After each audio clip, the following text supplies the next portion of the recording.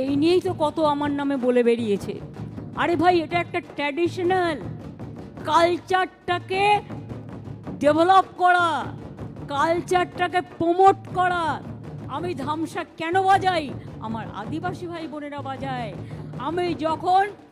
আমি বিশেষ করে প্রমোদনাথ ঠাকুর, যেটা হচ্ছে আমরা এইসব প্রোগ্রামে যাই, আমরা তখন তাদের একটা দুহাত তুলে সঙ্গীত আছে, সঙ্গীতের মতোই সেটা আমরা করি। মতুয়ারা যখন করে সেইভাবে মনে রাখবেন, আমি যখন জলপাইগুড়ি যাই আমি দেখি ওরা রাজবংশী কায়দায়, অথবা কুচবিহারে ভাওয়াই শিল্পী আছে, যেটা হচ্ছে লতা মঙ্গেশকর বলা হয় একজনকে, এত ভালো গান গায়।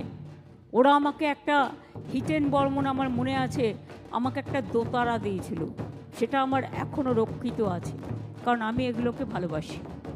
আমরা ধামসা মাদল, অনেকে একটা ধামসা মাদল পেলে ওরা কত সুন্দর নাচ করে, নৃত্য পরিবেশন করে।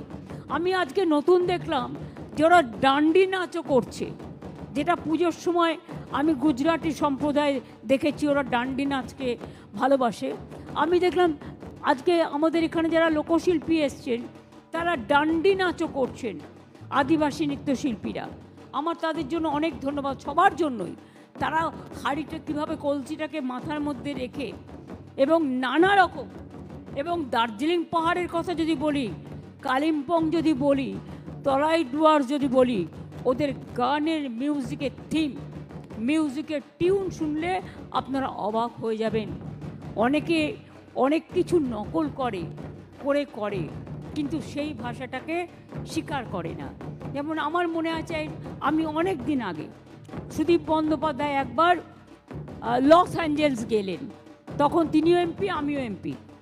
আমাকে জানো মমতা, আমি লস অ্যাঞ্জেলস গিয়ে দেখছি একটা গান বাজছে ওখানে আমেরিকায়, ইংলিশে। তো গানটা শুনে আমার মনে হলো যে আরে, এটা তো আমি বাংলায় শুনেছি। রিদিমটা তো হচ্ছে twinkle twinkle little star, how I wonder what you R.